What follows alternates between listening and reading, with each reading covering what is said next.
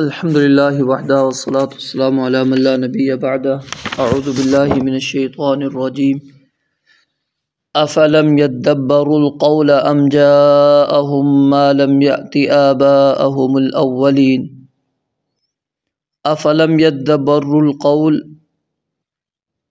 क्या इन्होंने इस बात में गौर नहीं किया, अम जाअहुम मा लम यअति आबाअहुमुल अव्वलीन, या इनके पास वो चीज़ आई है जो इनके पहले बाप दादा के पास नहीं आई। अम लम यअरिफू रसूलहुम, या उन्होंने अपने रसूल को नहीं पहचाना, फ़हुम लहू मुनकिरून, पस वो उससे ओपरा समझने लगे, उसका इनकार करने लगे। अम यक़ूलून बिही जिन्ना, या वो ये कहते हैं कि इसे नाउज़ुबिल्लाह कोई जुनून है। बल जाअहुम बिल हक़्क़ि, बल्कि वो उनके पास हक़ लेकर आया है। व अक्सरुहुम लिल हक़्क़ि कारिहून, और उनकी अक्सरियत हक़ को बुरा जानने वाले हैं, हक़ को नापसंद करने वाले हैं। अल्लाह रब्बुल आलमीन ने पहली आयत के अंदर ये बात बयान फरमाई है, क्या ये जो नबी अलैहिस्सलातु वस्सलाम बात पेश करते हैं कुरान मजीद, इसके अंदर ये गौर व फ़िक्र नहीं करते, तदब्बुर नहीं करते? अगर ये कुरान मजीद के अंदर गौर करें, तदब्बुर करें, तो इनको बात समझ में आ सकती है, ये ईमान ला सकते हैं। क्योंकि कुरान करीम के अंदर कोई ऐसी बात नहीं है जो किसी समझने वाले के लिए मुश्किल हो।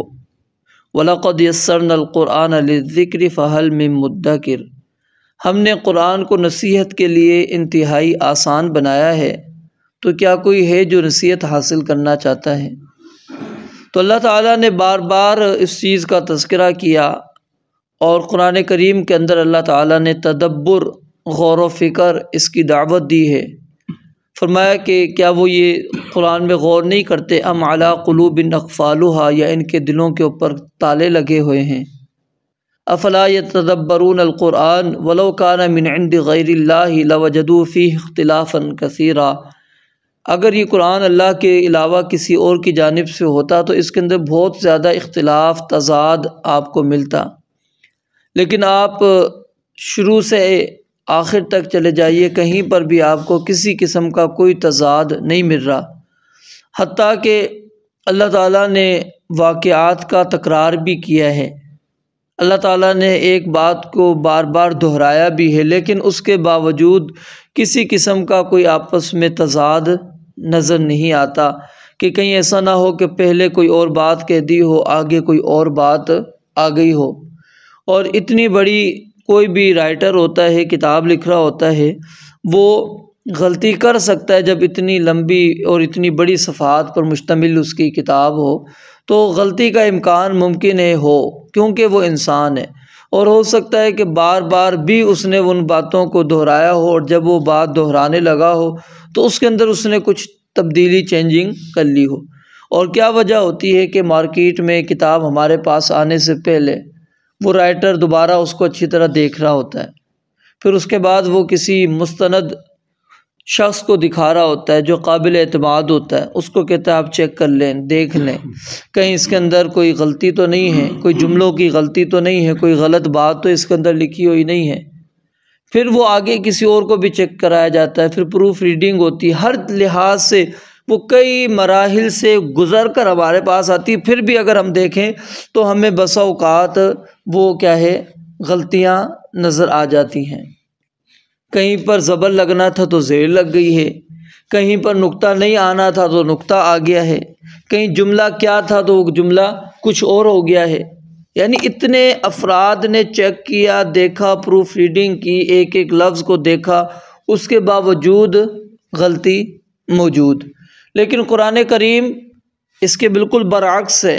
आप देख ले, एक हरफ की भी आपको तब्दीली कहीं पर नज़र नहीं आएगी, ज़बर ज़ेर की गलती आपको कहीं पर भी नज़र नहीं आएगी कि छापने वाले ने छापे हों, वहाँ से छपा हो तो जी उसका नुस्खा अलग है, दूसरे ने छापा हो तो नुस्खा अलग है। नहीं, तकाबुल कर लें आप, कहीं पर भी कोई आपको फ़र्क नज़र नहीं आएगा। तो अल्लाह रब्बुल आलमीन फरमाते हैं अफ़लम अफ़लम यद्दब्बरुल क़ौल, क्या इन्होंने कुरान करीम के अंदर गौर नहीं किया, तदब्बुर नहीं किया? अगर किया होता तो यकीनन ये ज़रूर ईमान लेकर आ जाते। यानी इसका नतीजा यही है कि जो कुरान मजीद के अंदर गौर करना, तदब्बुर करना शुरू कर देता है वो यकीनन ईमान लेकर आ जाता है, क्योंकि अल्लाह रब्बुल आलमीन उस बंदे के लिए रास्ते को आसान कर देते हैं। या फिर अल्लाह रब्बुल आलमीन फरमाते हैं, या ये बात है कि जाअहुम मा लम याति आबाअहुमुल अव्वलीन, ये रसूल उनके पास ऐसी चीज़ लेकर आया है जो इनसे पहले इनके आबा व अजदाद के पास नहीं आया। यानी इनके इनकार की वजह क्या ये है कि ये पहला नबी है, पहला रसूल है, इससे पहले कोई भी रसूल और नबी नहीं आया कि जी अनोखी बात हमें नज़र आ रही है। कुल मा कुन्तु बिदअम मिनर रुसुल, कह दीजिए नबी मैं कोई अनोखा रसूल नहीं हूँ, कोई निराला रसूल नहीं हूँ कि मुझसे पहले कोई आया ही नहीं है, मैं पहला इंसान हूँ जिसने इस बात का दावा कर दिया कि जी मैं नबी हूँ, रसूल हूँ, मैं तुम्हें इस्लाम की तरफ दावत दे रहा हूँ। कुल मा कुन्तु बिदअम मिनर रुसुल, आप यानी अहले अरब को अल्लाह रब्बुल आलमीन कहते हैं अपने इर्द गिर्द देखें, शाम की सरज़मीन देख लें, फ़लस्तीन की सरज़मीन देख लें, मिस्र, इराक़, ये इलाके अंबिया किराम अलैहिस्सलाम यहाँ पर आए हैं, यहाँ पर पैदा हुए हैं। फिर अरब की सरज़मीन के अंदर कौम समूद यानी सालेह अलैहिस्सलाम, हूद अलैहिस्सलाम, फिर इब्राहीम और इस्माईल अलैहिस्सलाम, ये अरब के अंदर।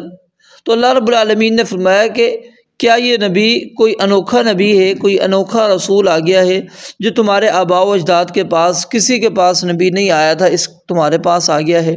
अम लम यारिफू रसूलहुम, या फिर तीसरी वजह अल्लाह कहते हैं तुम्हारे ईमान ना लाने की वजह कहीं ये तो नहीं है कि तुमने अपने रसूल को पहचाना ही नहीं, कि तुम अजनबी थे, तुम समझते हो कि ये रसूल हो ही नहीं सकता, इसको जानते हो, पहचानते हो।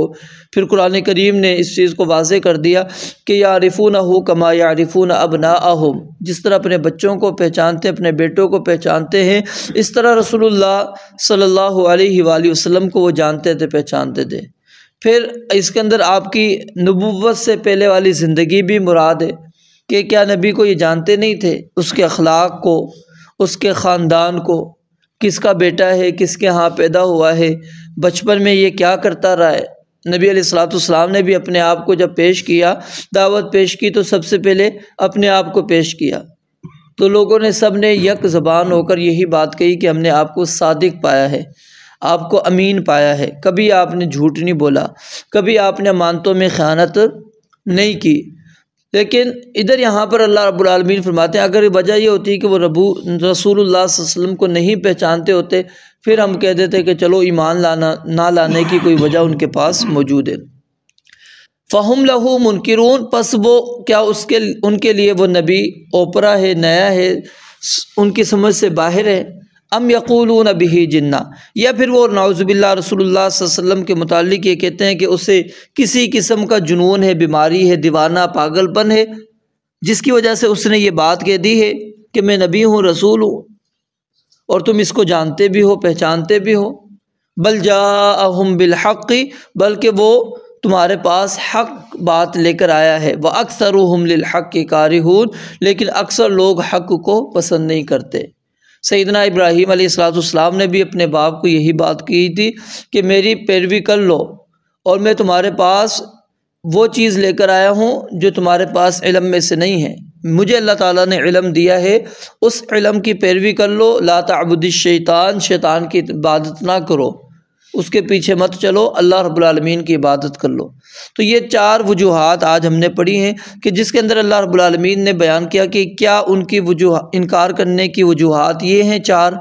अगर देखते हैं तो इनमें से कोई भी नहीं। अल्लाह कहते हैं इनमें से अगर कोई होती फिर तो चलो हम ये बात समझ लेते कि वो रसूलुल्लाह सल्लल्लाहु अलैहि वसल्लम को पहचानते नहीं थे, रसूलुल्लाह सल्लल्लाहु अलैहि वसल्लम के अंदर कोई दीवानापन उन्होंने देखा था, उन्होंने नबी उनके पास कोई अनोखी बात लेकर आया था, अजीब बात लेकर आया था जो उनकी समझ से बालातर थी, या कुरान के अंदर कोई तज़ाद, कोई ऐसी बात थी जिसकी वजह से वो ईमान लेकर नहीं आए। कोई भी ऐसी बात नहीं है। तो अल्लाह रब्बुल आलमीन फरमाते हैं हकीकत में क्या है कि वो ईमान लाना चाहते ही नहीं थे।